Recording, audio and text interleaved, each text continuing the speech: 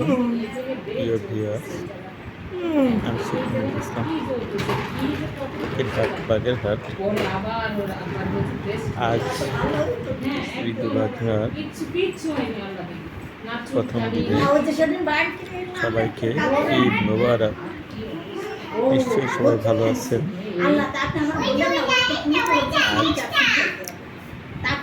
খুলনা শহরে ঈদের আনুষ্ঠানিকতা শেষে কুরবানি করলাম। কুরবানি শেষে ভাগ্নির বাড়িতে এসে একটা সুন্দর পরিবেশে আত্মীয় স্বজন সহ সবাইকে নিয়ে একটা ভালো পরিবেশে মজার সময় কাটছে। সবাইকে অনেক অনেক ধন্যবাদ। ঈদ মোবারক।